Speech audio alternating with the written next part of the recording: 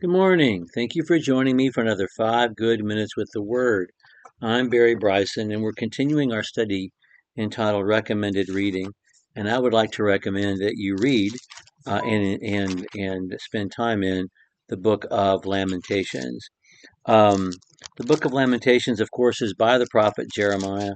It is of its own moment, and it's such an important moment.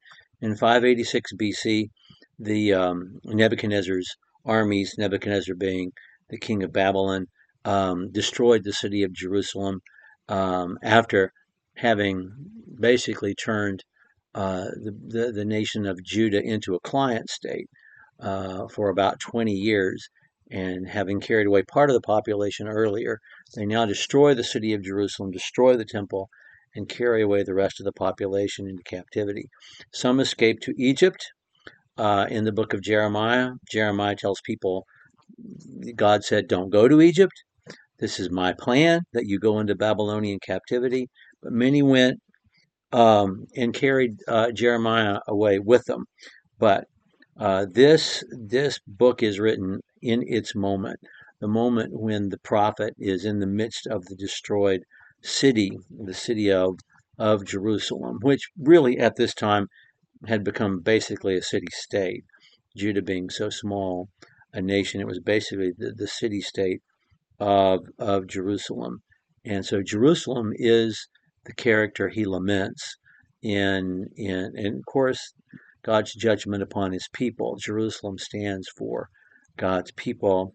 It's one of these books like Ecclesiastes in which the subject matter is dark, and yet the language is so beautiful that we continue to return to it over and over and over and over again. Um, it's hard to find someone who says, I don't like the book of Ecclesiastes. People love that book, and it's so dark and frustrating in so many ways, but it's true. And the language is so beautiful, and that's true about the Book of Lamentations as well. It's a miraculous piece of literature, and I mean that literally. It's not just through Jeremiah's own facility with words and his ability to express his emotions with words, which are unparalleled by anybody in the Bible except David. Um, but but the pattern of it is so complex.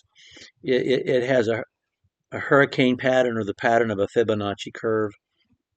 You think of the pattern of a galaxy or of a hurricane, the swirls with the center. That's really what the pattern of the book is. So there are themes that kind of swirl around the center, which is literally the center of the book, the geographic center of the book.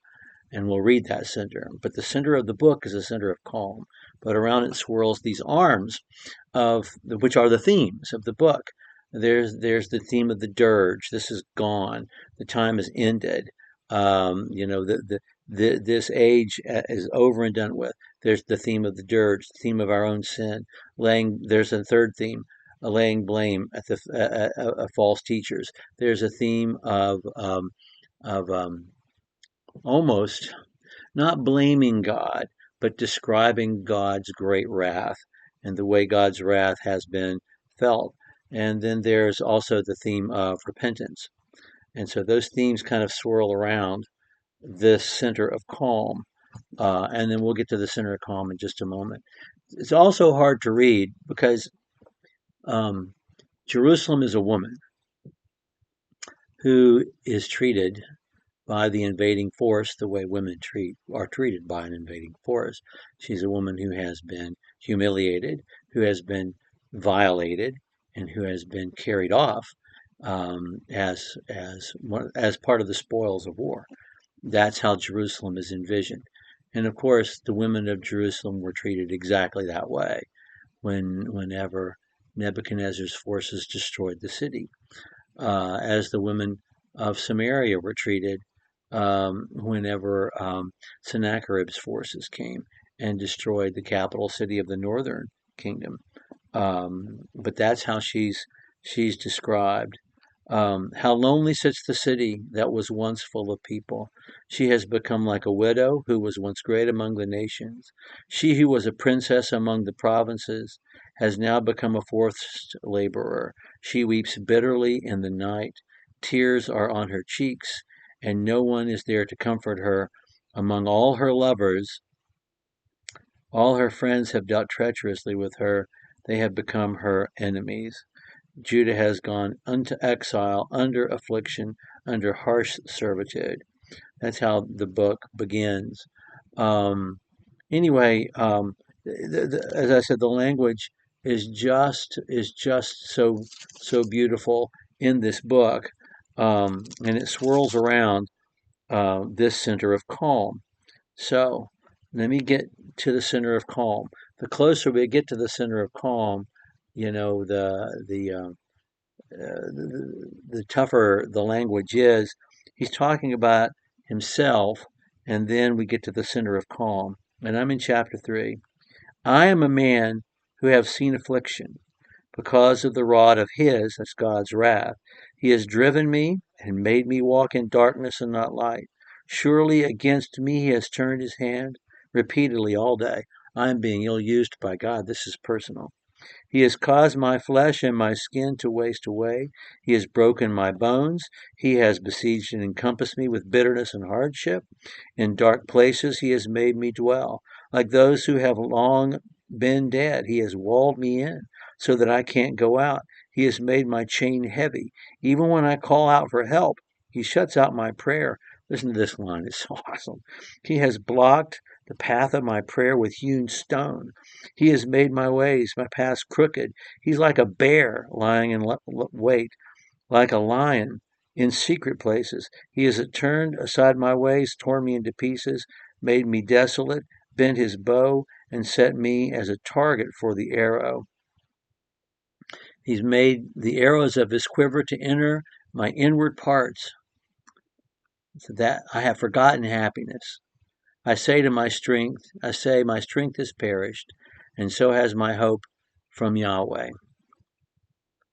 But then we have the calm. We're in this enormous storm. I mean, category 5, 140-mile-an-hour winds. It's just awful. And then we pass into the eye of the storm and we have calm. Because the next verse is this. Remember my affliction and my wandering, the wormwood and the gall. My soul remembers and is bowed down within me. The moment of humility is the moment he enters the eye of the storm, the place of calm. This I recall to mind, and I have hope. For the Lord's loving kindness indeed never cease. His compassions never fail. They are new every morning. Great is thy faithfulness.